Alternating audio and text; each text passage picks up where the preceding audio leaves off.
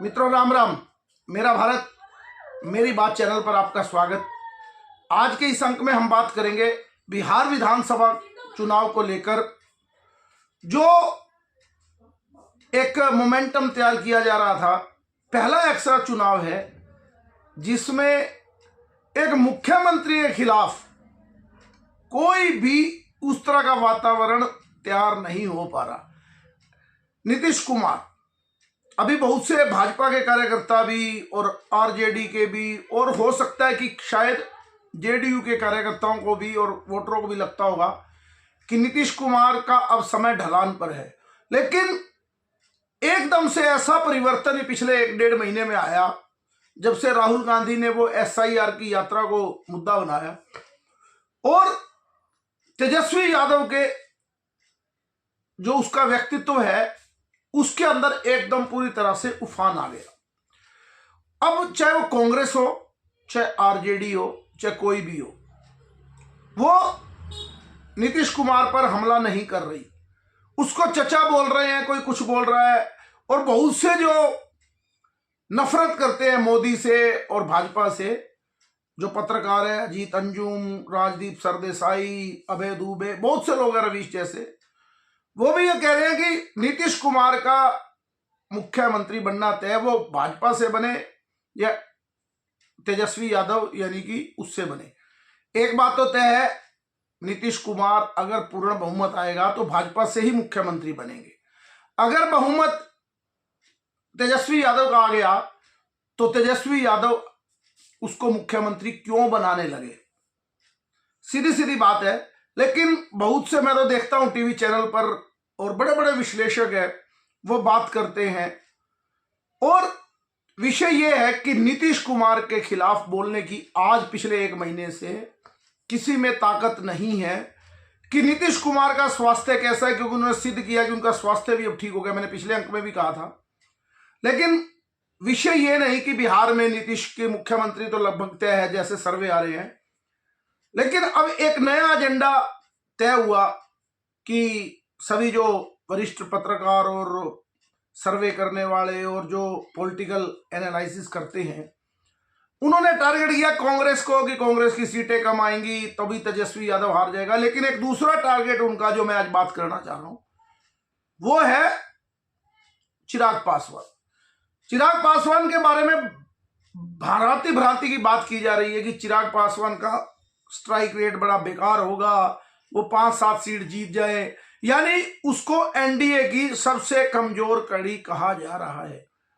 चाहे वो भाजपा के प्रति समर्थन रखने वाले एनालिस्ट हो, पत्रकार हो, या कोई भी हो, और विरोधी तो कर ही रहे हैं कि वो कमजोर कड़ी, जैसे वो कांग्रेस को कमजोर कड़ी बता रहे हैं, इधर चिराग पासवान को कमजोर कड़ी बता रहे हैं। लेकिन मेरा मानना है कि चिराग पासवान किसी भी प्रकार की कमजोर कड़ी, मैं फिर कह रहा हूं, ये मेरा अपना आकलन है, मेरी दृष्टि है, हर एक आदमी की दृष्टि होती है देखने की, लेकिन मेरी अपनी दृष्टि है, इस पूरे हिंदुस्तान में जितने बड़े पत्रकारों को आप सुनोगे जो वहां जमीन पर है, मैं बिहार गया नहीं, मैंने किसी से बात भी नहीं की, लेकिन वो लोग चिराग पासवान को कमजोर कड़ी बता रहे हैं। लेकिन मेरी नजर में आज भी चिराग पासवान भाजपा और एनडीए के लिए कोई कमजोर कड़ी नहीं है। यह भी मैं इस बात से सहमत हूं कि उनको 29 सीटें दी, वो 23-24 सीटों पर लड़ते तो अच्छा था, ठीक है, क्योंकि, लेकिन जो उनको कमजोर कड़ी बता रहे हैं उनको ये याद रखना चाहिए कि चिराग पासवान जिन सीटों पर लड़ रहा है, वो सीटें कभी भी एनडीए के मजबूत स्तंभ नहीं रहे। उन सीटों पर भाजपा और एनडीए बड़ी कमजोर है। चिराग पासवान अपने आप में ऐसा व्यक्ति है, जो पासवानों का वोट है उसको, वो पहले भी बीजेपी और एनडीए को मिलता ही रहा है वोट, चाहे वो अलग हो या कुछ भी हो, उसका 60% वोट उसको मिलता, वो ट्रांसफर गठबंधन में करवा लेंगे। लेकिन वो खुद कितना जीतेंगे वो विषय बात का है, क्योंकि उनकी कठिन परिस्थितियां हैं। 29 सीटों पर वो लड़ रहे हैं। लेकिन जो नैरेटिव बनाया जा रहा है कि वो कमजोर है, और एक बड़ा नैरेटिव जो बनाया जा रहा है कि जेडीयू का जो कार्यकर्ता है, जेडीयू का जो वोटर है, जो मैंने इन 2 दिनों में देखा तभी वीडियो बनाने का मन हुआ कि चिराग पासवान ऐसी क्या बात है कि जिसको देखो चिराग पासवान के पीछे पड़े हैं वो लोग, कि जेडीयू को, क्योंकि 2019-20 के चुनाव में उन्होंने नीतीश कुमार का खेल खराब किया, बोलो बदला लेंगे नीतीश कुमार के वोटर। अजीब बात है, मैं तो जानता हूं क्योंकि मैं तो एक छोटा सा एनालाइज करता हूं एक कमरे में बैठ के। जो बड़े बड़े पत्रकार और जो बड़े बड़े लाखों रुपए की सैलरी लेते हैं वो इन बातों को कर रहे हैं, चाहे उसमें भाजपा समर्थित भी हो और एनडीए समर्थित हो, वो भी ऐसी बात कर रहे हैं। लेकिन उन लोगों को याद नहीं है कि नीतीश कुमार को नुकसान बहुत पहुंचाया था, उसका बदला लेंगे।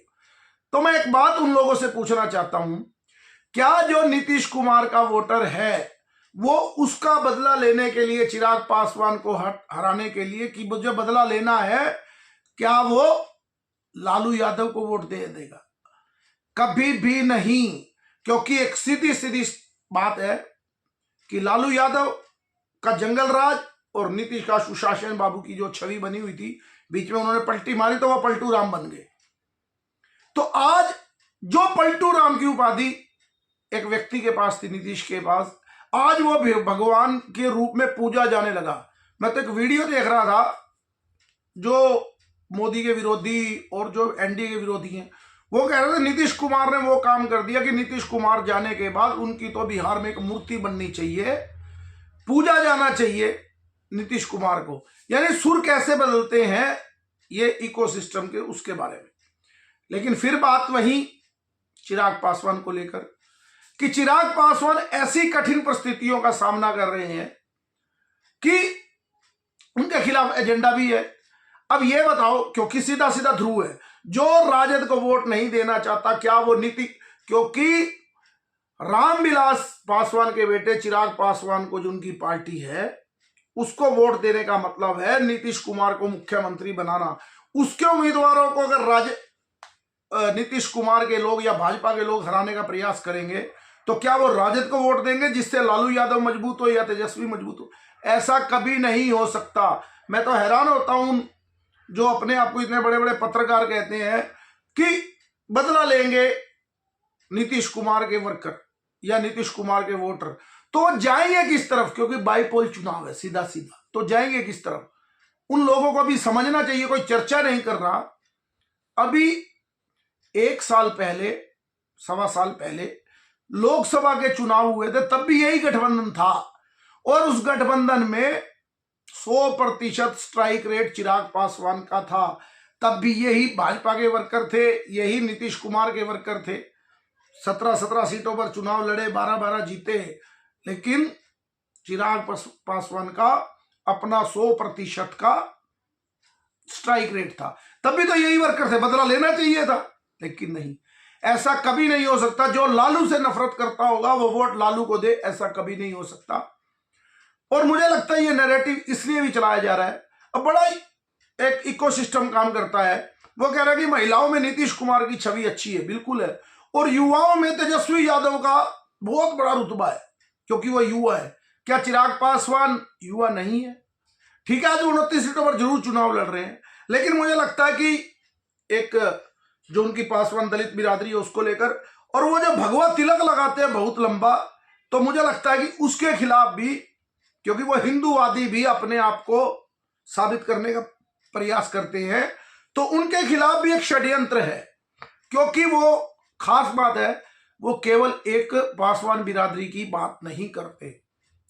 पिछले चुनाव में भी देखेंगे तो उनका ओवरऑल सब जगह एक, और भाजपा कार्यकर्ताओं में भी मुझे लगता है कि उनके प्रति एक संपैथी है वो हिंदूवाद की।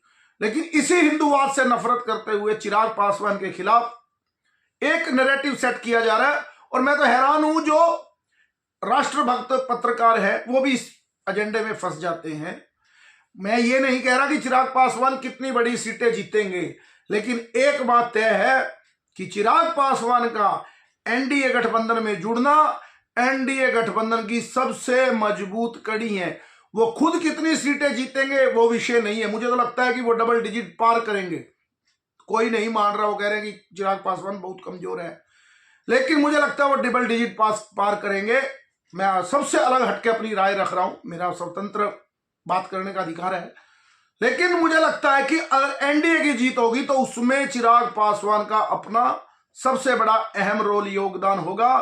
और वो जो हनुमान की बात कर रहे हैं और मोदी जी का भी जो उनके प्रति इतना सद्भाव है वो कोई छोटी मोटी बात नहीं है। मोदी जी और भाजपा उस विषय को समझते हैं, लेकिन मैं हैरान होता हूं जो राष्ट्रवादी पत्रकार है वो भी कमजोर कड़ी में उनको गिनते हैं।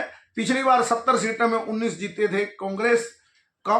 चिराग पासवान ठीक है, मैं मानता हूं 5 सीटें ज्यादा लड़ रहे हैं, उनको 22-23 सीटें मिलनी चाहिए थी 29 में से, लेकिन अगर वो 10-12 सीटें जीतेंगे, लेकिन वो मैं फिर कह रहा हूं कि सबसे मजबूत कड़ी एनडीए गठबंधन में वोट दिलवाने में चिराग पासवान का एक अहम रोल होने वाला है।